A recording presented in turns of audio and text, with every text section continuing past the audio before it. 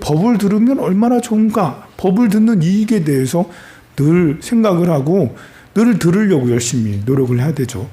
그래서 처음 이제 불교를 배울 때 법을 듣는 건 매우 중요하다. 내가 늙어 죽을 때까지 법을 듣는 것을 놓치지 않겠다. 이런 생각을 꼭 해야 되는 거죠. 사실 여러분도 생각을 해보세요. 내가 늙고 병들었는데 몸이 너무 아픈데 우리가 할 수 있는 건 텔레비 보면서 드라마나 보고 이렇게 하고 있잖아요. 근데 그게 아니라 누가 와가지고 또는 아니면 스님이 이제 이렇게 늙음이라는 게 꼭 나쁜 게 아닌 거야.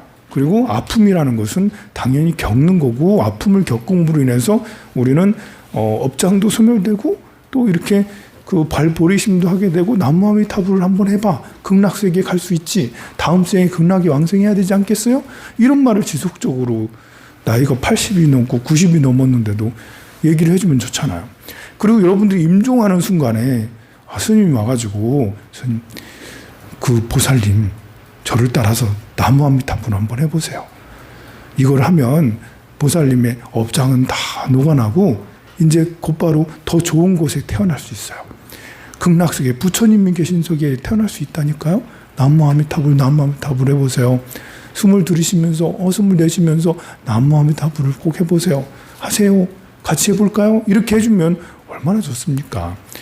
죽기 직전에도 법문이 항상 내 옆에 있으면 그러면 이제 내가 삶을 원망하면서 살지 않고 너무 심심하다 이런 생각하지도 않고 너무 세상에 대해서 기대나 이런 것들을 하지 않고 체념을 하지 않고 이렇게 바른 정념으로 살아갈 수 있잖아요.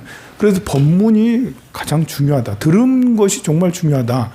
그리고 들어서 알고 보니까 내가 환자였구나라고 해서 벗어나려고 해야 되겠죠. 우리가 이제 기도를 한다 했을 때 여러분들은 이제 불교대학을 다니니까 이제는 기도를 해야 되겠죠. 매일같이 기도를 해야 돼요. 조금 전에 천수경을 같이 읽어준 것도 여러분들 이런 방식으로 기도하라는 거예요. 천수경을 읽는 것처럼 조금 전에 한 것처럼 그렇게 기도는 그렇게 하면 되는 거예요. 그런 기도를 하고 나서 끝나고 나서 이 공덕으로 우리 아들 합격하게 해주세요. 취업하게 해주세요. 우리 아파트 좀 팔게 해주세요. 뭐 이렇게 얘기를 하는 것도 소원을 비는 것도 기도를 하고 나서 하는 거죠. 근데 우리가 기도를 한다라는 것은 경전을 독송해. 금강경을 독송해, 반야심경을 독송해, 법화경을 독송 이런 것도 기도고요. 사경의 방법도 있어요. 사경은 베껴 쓰는 거죠. 법화경을 사경해, 반야심경을 사경해 이것도 기도예요. 그리고 절 108배를 해, 300배를 해, 1000배를 해 이것도 기도죠. 그리고 이제 다라니, 주문이죠. 다라니를 하거나 연불, 관세음보살 이런 걸 해. 이런 게 이제 기도를 하는 거예요. 근데 이것도 기도예요. 법문 듣는 거. 법문 듣는 것은 기도인가 아닌가 했을 때 우리 한국의 불자들은 법문 듣는 것이 기도인가? 여기에 대한 의문이 있어요. 왜냐하면 기도하는데 스님한테 기도하러 간다고 스님한테 기도 받았더니 금강경 독송하래. 다라니를 108번 하래. 그런 사경을, 법화경을 사경하래. 이런 기도는 많이 받아왔는데 법문 들으래. 이런 기도는 어느 스님도 그런 기도를 줬다는 얘기를 내가 들어본 적이 없어요. 그렇지 않아요? 여러분들은 불교 대학생이라 잘 모르는가? 그 절에 오래 다녀도 법문 듣는 것을 기도라고 얘기하는 그 법문 듣는 기도를 해야지 이렇게 하는 사람이 없어요. 그러나 아니다. 기도의 가장 기본은 법문 듣는 거예요.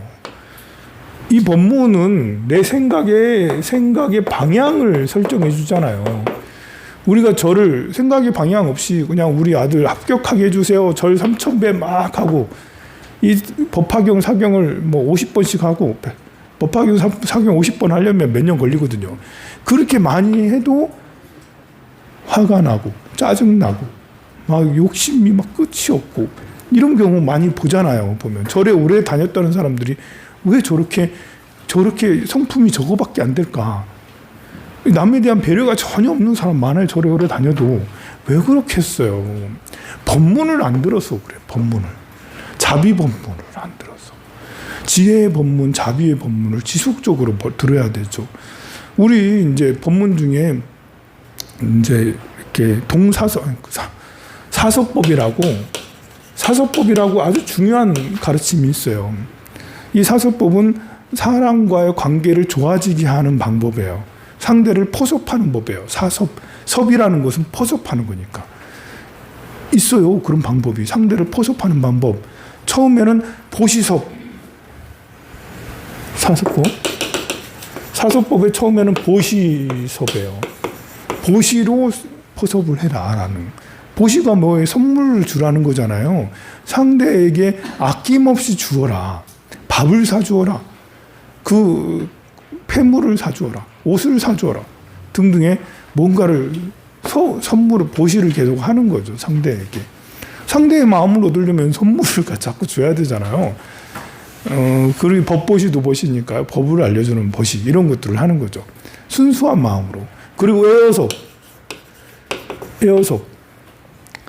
아니 상대가 좋아하는 말을 해라.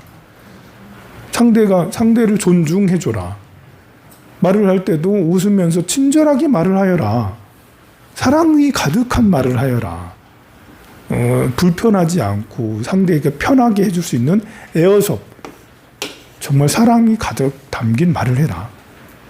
그 다음에 이제 이행섭.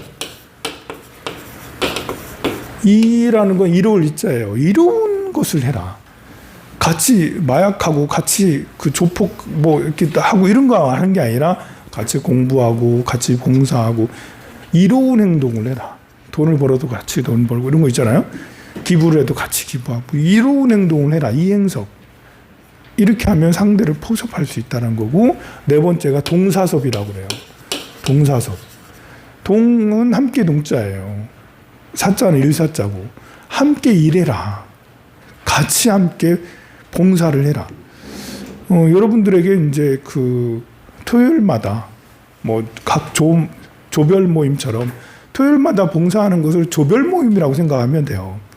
우리가 여러분들이 이제 조별 활동을 할 때 그 모여가지고 뭐 하겠어요? 제일 그 조별 활동할 때 그 제일 하기 좋은 것이 봉사 활동이거든요. 조별로 모여서 여러분들끼리 토론하라 하면 하겠어요? 제가 토론을 또 주관해야 되잖아. 제가 얼마나 힘들겠어요. 저 일정이 꽉 차 있는데. 조별 활동을 하면, 정말 일정만 너무 힘들어. 그러니까 그것도 좋지만, 스님이 주관해가지고 여러분들이 같이 스님하고 토론하고 이런 것도 좋지만, 여러분들끼리 같이 모여서 이렇게 공양간에서 공양간에 필요한 일들, 여러분들은 그래도 공양간에 필요한 일들은 이렇게 다 할 수가 있는 사람이잖아요. 누구라도 청년이라도 다 할 수가 있어요. 그러면 그걸 하면서 서로 이제 그 얼굴도 익히게 되고 서로 이름도 알게 되고 서로 이제 대화가 되고 이렇게 하면서 끈끈한 도반의 정이 생기게 되는 거죠. 우리가 좋은 친구를 만드는 것은 굉장히 중요하잖아요. 사람을 살면서 좋은 친구 만나는 것만큼 큰 복은 없어요. 나이가 들면서 더 좋은 친구는 더 필요한 거죠. 한 명이라도 좋은 친구 있으면 좋잖아요. 그 중에 좋은 친구 만드는 것 중에 동사섭이 1등이에요. 제일 중요하죠. 함께 일하고 함께 같은 시간을 좋은 걸 하는 시간을 같이 보낸다는 거야. 기도도 함께 하고. 그래서 한 달에 한 번이라도 나오셔서 하면 되고요. 시간이 없으면 없는 대로 안 나와도 돼요. 이거 안 나온다고 나 또 불교대학 다니기 싫네 안 다니고 이런 게 아니고 시간이 되면 나오셔서 같이 봉사하고 또 봉사할 거리가 없으면 그 시간에 스님하고 상담해도 되고 그렇게 하면 돼요. 자, 이런 법문들을 지금만 듣는 게 아니고 10년 후에도 20년 후에도 30년 후에도 죽기 직전까지 이런 사서법도 듣고 사성제도 듣고 등등에 듣는. 그래서 기도 중에 가장 기본되는 기도, 법문이 기도다. 법문 듣는 것이 훌륭한 기도다. 이것만큼 중요한 게 없다. 법문을 자꾸 들어야지 우리가 금강경을 깨우치게 되는 거고, 법문을 자꾸 들어야지 이 법화경을 사경해도 제대로 할 수가 있는 것이잖아요. 근데 우리는 법문을 이제 한국 불교 불자들은 법문을 기도라고 생각을 하지 않아요. 그럼 여러분들이 지금 불교대학 다니잖아요. 이거 기도하러 온 거예요, 지금요. 기도하고 있는 거예요. 이 효과가 더 커요. 천수경을 한 2시간씩 이렇게 하는 것보다 2시간 강의 듣는 게 일단은 더 중요해요. 초심자한테. 이게 사람이 이제 그 자기를 성숙시키는데 이렇게 법문과 이제 기도 말고 사마타. 지금 말하는 이제 그 기도는 염불, 사경, 절 이런 것들을 모두 다 사마타라고 그래요. 이런 건 집중 수행이니까 사경하고 막 다란이 독송하고 이거 다 집중 수행이잖아요. 법문은 집중 수행이 아니잖아요. 이건 법문은 윗바사나라고 그래요. 정신 차리는 거. 법문은 정신 차리는 거예요. 그리고 절하고 관세음보살 이렇게 하는 것은 집중하는 거죠. 이거 사마타 수행이에요. 요게 초심자일수록 요게 더 중요해요. 더 많이 한다는 거죠. 법문을 더 많이 듣는 게 중요해요. 초심자들은. 이 가면 갈수록 시간이기도 하고 시간이 지나면 지날수록 초심자는 처음에는 법문을 드립다 하루 종일 경전 연구하고 공부하고 관세음보살 하는 양보다 법문 듣는 양이 더 많고 시간이 가면 갈수록 법문 듣는 양보다는 여기에 집중 수행하는 양이 점점 많아지는 거죠. 이렇게 가야 되는 거예요. 그리고 이제 나중에는 법문을 안 듣는 게 아니고 나이 들어서 70이 되고 80이 되고 해도 법문 듣는 양은 이만큼이라도 계속 이어져야 된다는 것이죠. 법문을 귀히 여겨야 된다는 거죠. 제가 티베트의 달라이라마 존자님이 하는 법회를 한 3번 이상 참여를 했어요. 근데 그 3번 이상 참여를 이렇게 하면서 참 특이한 상황은 달라이라마 존자님이 강의를 하면 거기 노스님들도 다 오셔가지고 다 듣는 거예요. 근데 이제 노스님들은 우리가 볼 때는 우리 한국 불교의 분위기는 그 큰 스님이 계시면 스님들은 큰 스님 법문에도 스님들 법문 안 듣고 다 나가시거든요. 근데 여기는 다 들으시네? 그러면 저 어르신들은 그냥 그 절에 그냥 이제 뒷방의 어르신인가? 이렇게 생각을 했었거든요. 근데 나중에 알고 보니까 그런 게 아니고 큰 스님, 그 달라이라마 존자님이 있고 옆에 그 옆에 이제 어르신들이 막 어르신 스님들이 들으셔. 근데 그 어르신 스님들이 전부 다 림포체를 하시는 거야. 이제 전부 다 한 종단의 그 큰 스승이라는 거죠. 종단의 큰 스승은 뭐 몰라서 그 달라이라마 존자님의 법문을 듣나요? 아니라고요.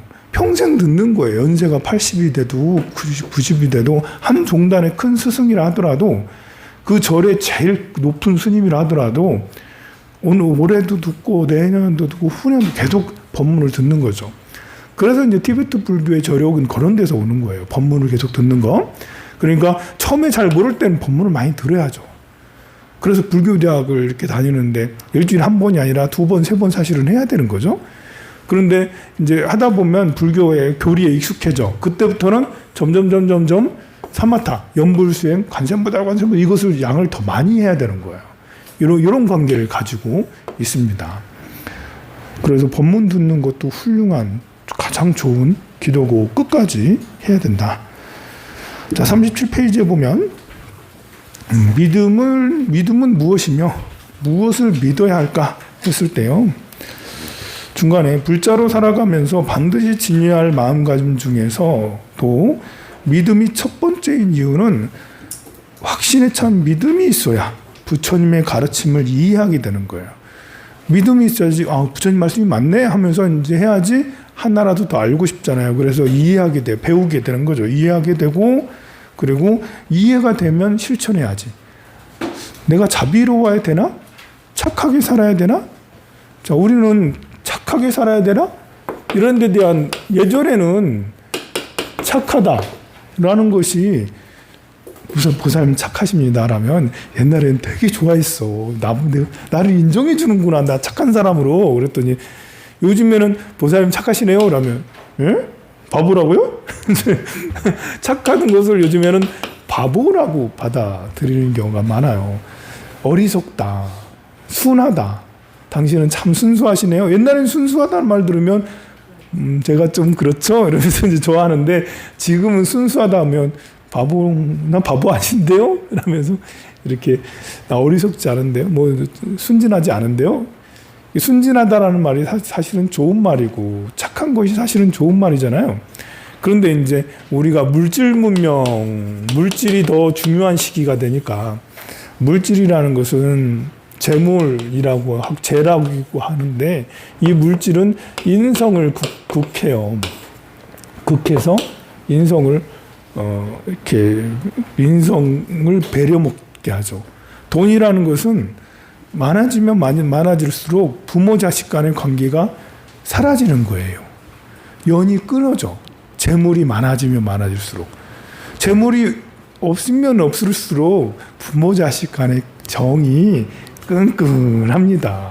부부의 정도, 재물이 없을수록 부부의 정도, 물론 이제 뭐 이렇게 서로 이렇게 의견이 달라가지고 뭔가 이제 성격 파탄이 일어나면 부부가 뭐 맨날 싸우고 그러겠지만 정상적이라면 보통 사람이라면 없으면 부부의 정이 더 끈끈하고 부모 자식 간의 정이 더 끈끈하죠.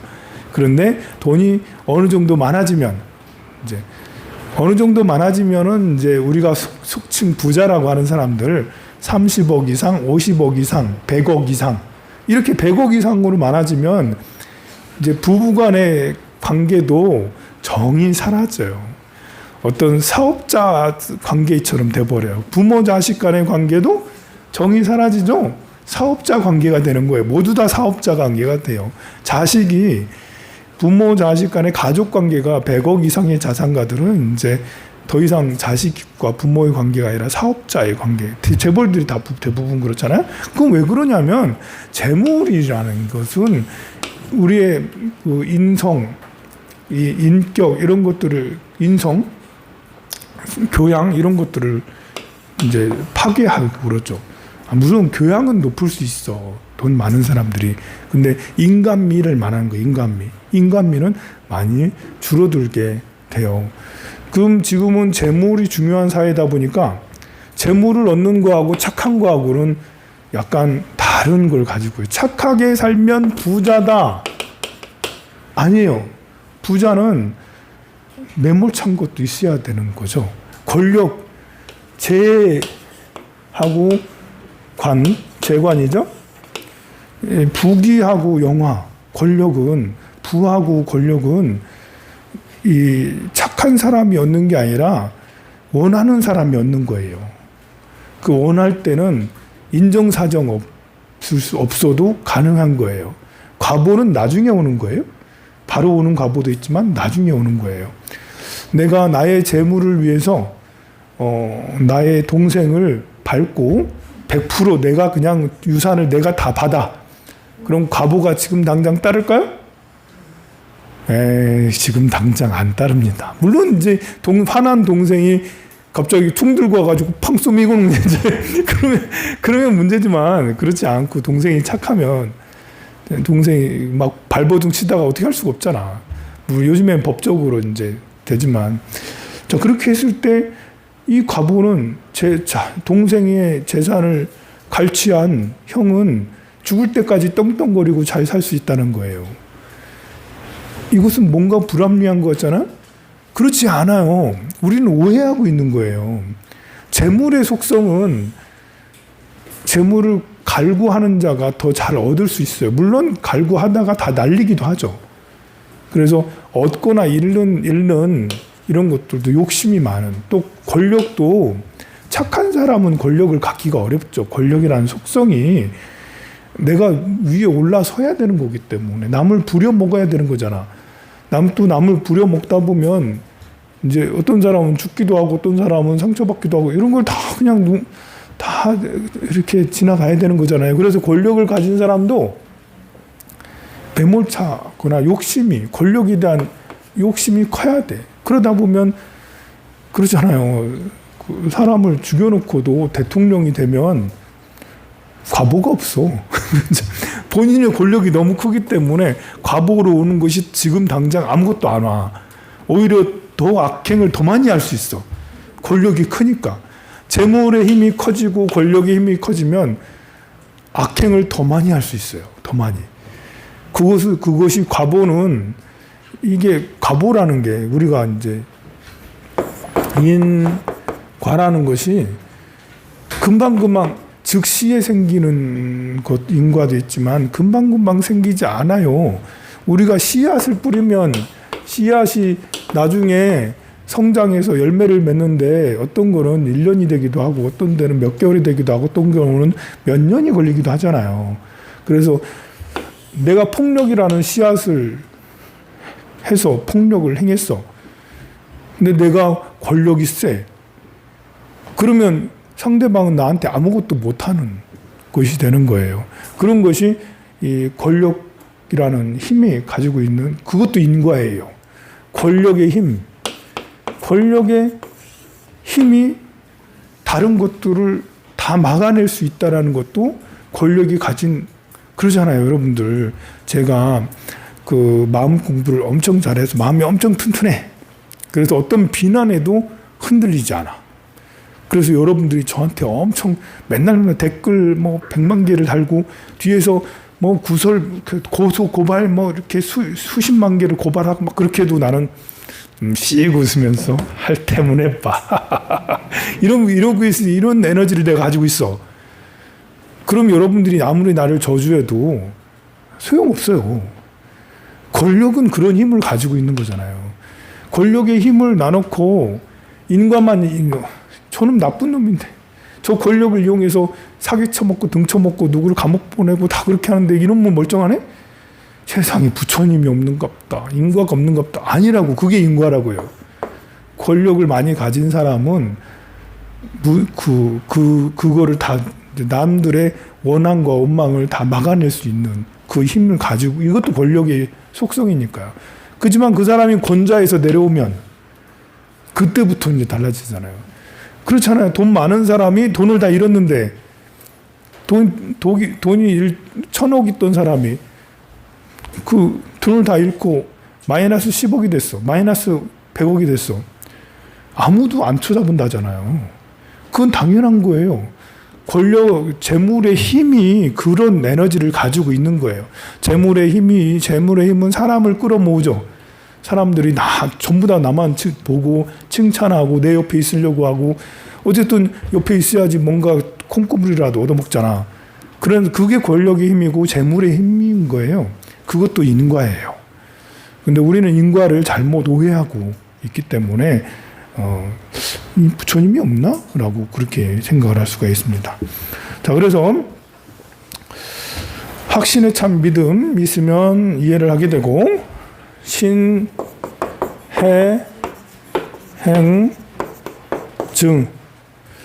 불교에는 여러 가지 체계가 있습니다. 그 체계 중에 하나가 믿음이 가장 근본이 돼야 된다. 믿음에 대해서 이제 조금 전에 이제 권력과 부가 어떤 힘을 가지고 있느냐를 얘기한 것도 이 믿음을 잃지 않게 하기 위한 거예요. 올바른 믿음을 가지라는 것이죠.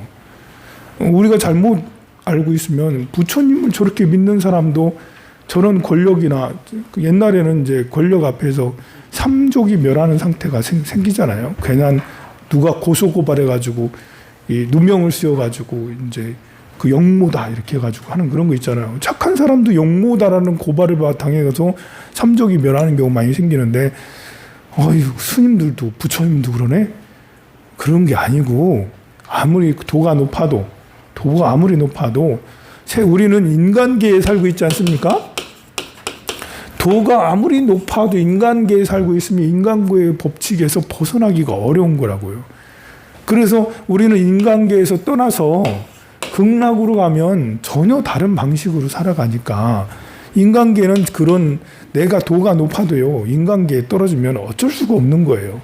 그래서 불하면 그 불 속에 들어가서 다 죽을 수밖에 없는 거예요. 이번에 26명이나 막 죽었잖아요. 보면 또 더 늘겠죠. 사망자는 더 늘 거예요. 그 사람은 죄를 많이 지어서 그렇게 그 화마 속에서 죽게 됐나? 업장이 두터워서 죽었나? 아니거든요. 그냥 불 가까이 살았기 때문에, 또 그걸 피하지 못했기 때문에 그 업장이 두터워서 죽은 게 아니라고요. 인간계는 그런 것처럼 화마가 휩쓸고 또 이제 화재, 수재, 풍재 이런 재앙이 휩쓸 때는 전쟁이 일어나면 복 없는 사람만 죽나? 아니거든요. 피하지 못하고 그 자리에 있는 사람은, 폭탄이 떨어져 있는 사람은 복이 많고 없는 걸 관계없이 다 죽는 거예요. 그게 인간계는 바로 거기에 살면 여기에 인간계의 업에 휘말릴 수밖에 없는 거죠. 그 중에 이제 기적적으로 부처님을 믿고 관세음보살 하자 기적적으로 살아날 수도 있습니다만 이제 그야말로 기적적인 것이고, 그러면 관세음보살 본품에 이런 말이 있습니다. 이 불에 들어갔어도 관세음보살 하면 불이 꺼지게 되고, 물에 들어갔어도 관세음보살 하면 물에서 나오게 되고, 심지어 낭떠러지에서 딱 떨어졌는데 떨어지고 있는 상황에서 관세음보살 하면 딱 선대. 거기에서 관음경이 그렇게 나와요. 믿음이 가요? 내가 푹 떨어지고 낭떠러지 떨어졌는데 관세음보살 하면 거기서 딱 서버린대. 이거 말도 안 되는 거잖아요. 그런데 그거 알아요? 이 법문품을 독송하고 나면 진짜 마음이 편해요. 너무 신기해요. 이렇게 천수경 독송이나 금강경 독송하고 비교가 안 돼. 그냥 관음경을 여러분들 한번 매일 한번 독송해 보세요. 관음경만큼 내 심리, 내 마음을 편하게 해주는 그런 경이 없어요. 길지도 않아요. 15분이면 돼. 관음경을 매일 독송하면 왜 이렇게 마음이 편안하지? 막 이렇게 그래요. 근데 이제 멀토당도 앉지 않게 물에 떠내려갈 때 관세음보살 하면 거기서도 불에 안 타고 또 낭떠러지에서도 탁 선다. 이런 게 왜 그렇게 위안이 되는지 막 그런 거 있잖아요. 근데 이제 여기에서 그러면 경전에서 부처님이 거짓말하냐? 경전은 약속이기도 하거든요. 불 속에 들어갔을 때 관세음보살을 하면 안 타 죽는다라는 거, 이런 것도 약속 중에 하나예요. 근데 우리가 이제 현실 눈앞의 현실만 현실이 아니잖아요. 눈앞의 현실 말고 미래도 우리에게 작용이 되는 거예요. 불 속에서 관세음보살을 하면 안 타 죽겠습니까? 타 죽죠.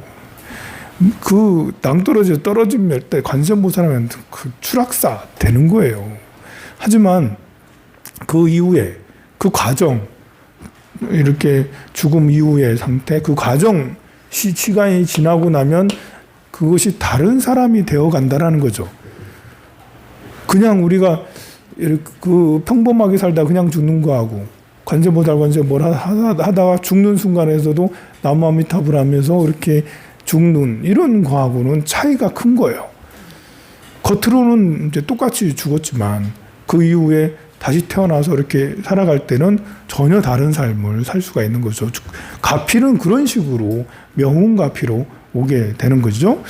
그래서 믿음에 대해서 자꾸 얘기를 하는 거죠. 그래서 고운사도 불탈 수 있는 거고, 고승들도 차 사고로 죽을 수가 있고, 다른 걸로 병 걸려서 죽을 수가 있는 거예요. 단명할 수 있어요. 단명한다고 다 업장이 두터운가? 복이 없나? 아니라고요. 단명해도, 복이 많아도 단명할 수 있는 거예요. 이 세상에 와서 해결할 것들을 다 해결 안 하면 2년이 다 하면 죽을 수도, 5살에 죽을 수도 있고 20살에 죽을 수도. 업장이 두터우면 간암 걸리고 폐암 걸리냐? 아니라고요. 건강 관리를 잘해도 뭐 이렇게 고승들도 폐암에 걸릴 수도 있고 간암에 걸릴 수도 있는 거죠. 인간이기 때문에 겪어야 될 겁이 있다고 와가지고 그것을 경험하면서 아무리 고승이라 하더라도 극락세계에 살다가 인간계로 떨어져. 그러면 관세음보살님이 인간으로 태어나자마자 난 널 사랑해 그러고 있을까요? 아니라고요. 관세음보살님도 인간으로 태어나면 다 응애 하는 거고요.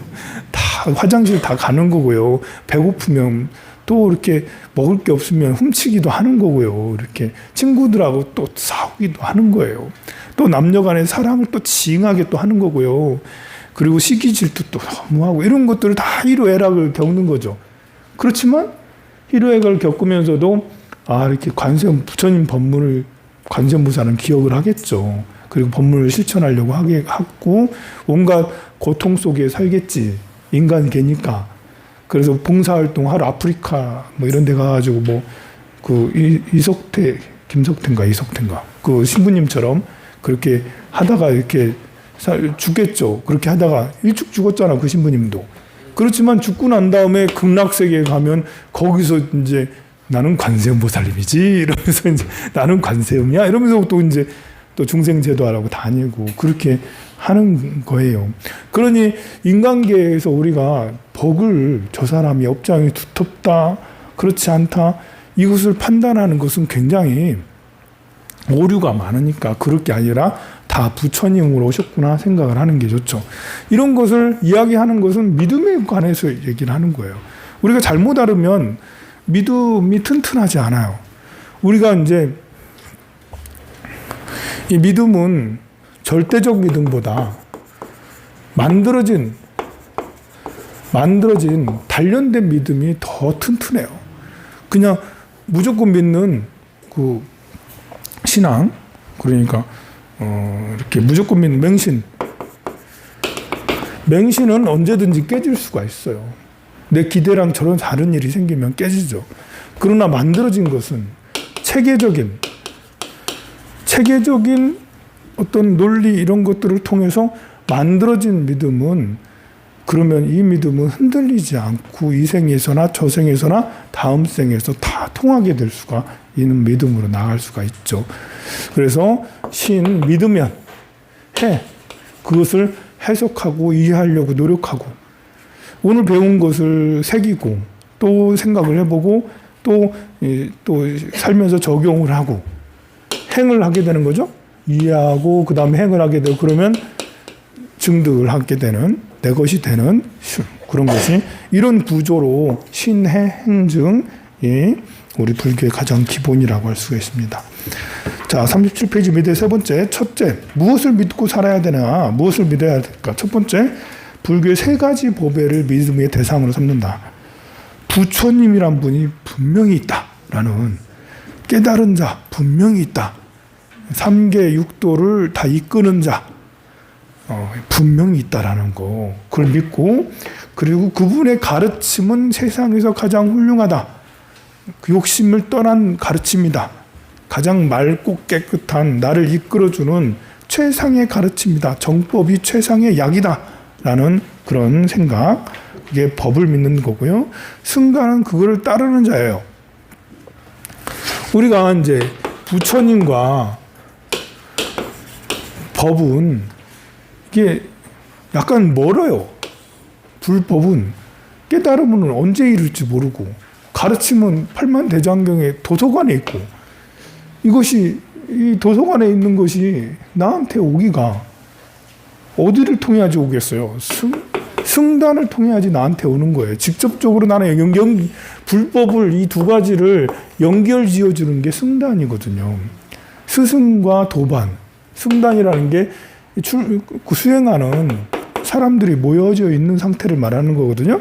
스승과 도반, 도량. 저는 그 불법을 오랫동안 닦았고 여러분들은 이제 배우러 왔어. 이러면 이제 승가 같이 모여지는 거예요. 공부하려고. 부처님과 가르침을 연결해주는 이런 거죠. 이게 없으면 이제 그 불법이, 저런 뭐 옛날에 부처라는 성자가, 석가모니라는 성자가 좋은 말씀을 하셨더라. 라는 그거밖에 되지 않아요. 근데 내가 불법을 모르더라도 어느 스님이 우리 집 문을 똑똑똑 두드리더니 시주하세요. 라면서 쌀이 있으면 쌀 주세요. 해가지고 쌀을 탁 드렸더니, 그리고 나서 내가 기분이 너무 좋은 것 같아. 여러분들 그거 다 느꼈잖아요. 그죠? 우리도 어렸을 때 그때는 탁발 많이 했어. 스님이 오셔가지고, 그래서 쌀독에서 쌀을 해가지고 퍼가지고 이렇게 드리고 너무 기분 좋더라고. 불자는 아니었는데, 절에는 안 다녔는데. 그런 것처럼, 그런 것이 이제 스님과 연결되다 보니까 이제 몰랐던 불법이 이제 나한테 오게 되는 거예요. 또 그분이 오셔가지고 그냥 쌀만 얻어간 게 아니라 참 자비로운 미소로 또 인사도 건네고 또 반야신경도 이렇게 해주고 그러면서 얘야 이렇게 너 출가하거라 또 이런 말도 하고 그러면 평생이 내가 출가를 해야 되나 이러면서 이제 연결이 되지 않습니까? 그러면 멀리 있던 불법이 나한테 딱 오게 하는 것은 승단이에요. 여러분들도 이제 부처님의 가르침을 접했으니까 조금씩 알아가잖아요. 그러면 이제 도반들끼리 모였으면 승단인 거고 또 내가 또 누군가에게 전해주면 나로 인해서 누군가가 또 알게 되니까 역시 그래서 이 세 가지의 귀를 세 가지에 대한 믿음이 삼보에 대한 믿음이에요. 거기다 더불어서 보면 40페이지로 가면 이제 셋째 줄 보면 둘째 불법승 삼보를 포함해서 6가지 믿음의 대상으로 들기도 한다. 불법승 삼보만 믿는 게 아니라 거기다 더불어서 계율에 대해서도 믿어야 된다. 우리가 계율을 잘 지킨다.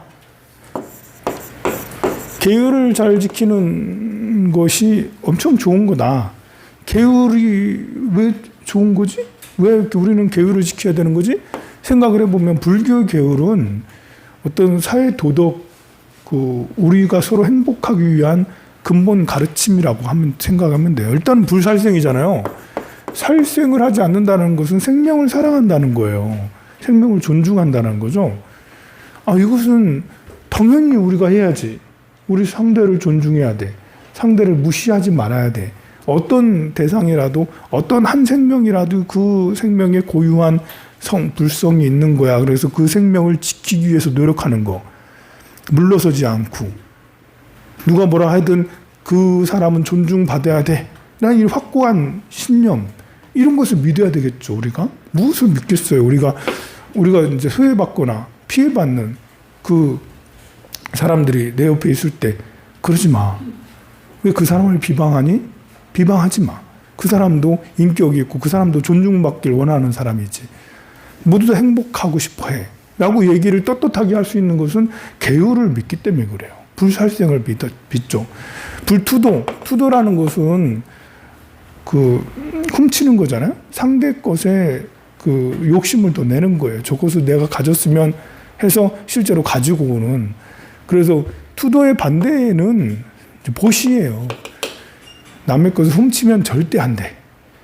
욕심을 내지도 마. 그렇지만 상대에게 내 물건을 주는 거는 상대가 필요한 물건을 주는 건 좋은 거야. 보시에 대한 좋은 점. 믿어야 되죠.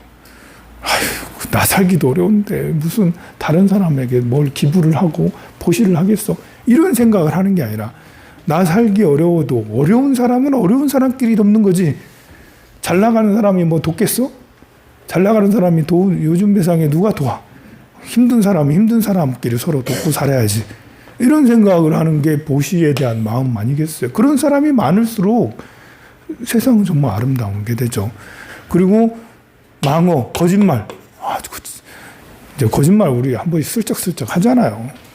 어떤 상황을 피하기 위해서 하기도 하고 또 다른 내 마음, 들킨 마음을 포장하기도 하고 등등의 여러 가지 이유로 우리는 거짓말을 조금씩 하는데 이제 부처님 가르침에서는 야, 거짓말 하지 말자. 우리 하지 말자. 진실만을 말하자. 솔직해지자. 가식에서 벗어나자. 이런 거에 대한 믿음. 이런 게 계율에 대한 믿음. 계율이 그래도 사실은 약간 복잡하면서 포괄적이에요. 부처님의 계율 너무 좋습니다. 이렇게 생각하는 거. 여기 이제 그 다음에 보시를 하고 보시라면 좋다라는 걸 믿는 거다. 그 다음에 천상에 태어나는 것에 대해서도 믿는 거. 이것이 이제 육념이라고 해서 6가지를 믿는다라고 하는 것입니다. 다음 주에는 이제 수업을 6시 반에서 8시까지만 해요. 좋은가요? 안 좋죠, 그죠? 그래서 2부의 시간이 있어요.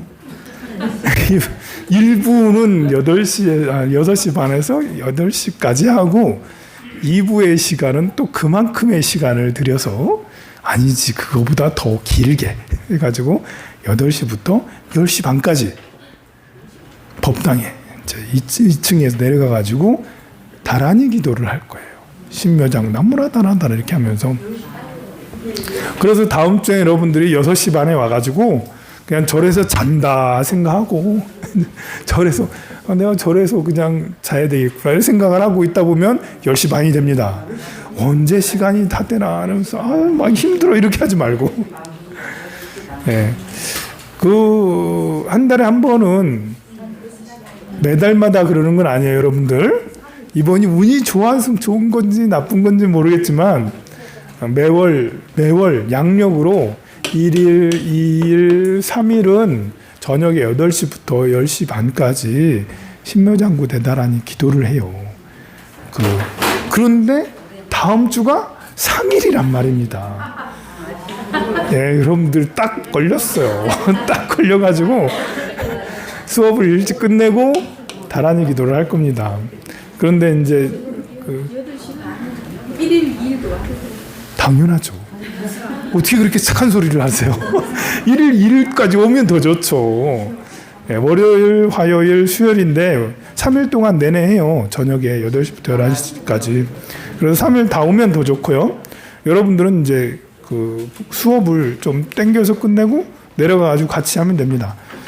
그런데 이제 그 저녁에 빨리 가야 되는 사람은 빨리 가시면 중간에 나가면 돼요. 그래도 이렇게 기도하는 맛을 여러분들이 보고 기도는 이렇게 하는 거구나 라면서 한번 경험을 한번 해보시기 바랍니다. 좋은 기회니까요. 사홍서원 하도록 하겠습니다. 그 책 뒤에 보면 책 뒤 말고 펼치는 거 뒤에 보면 사홍서원이 있어요. 모두 일어서셔서 사홍서원 하겠습니다.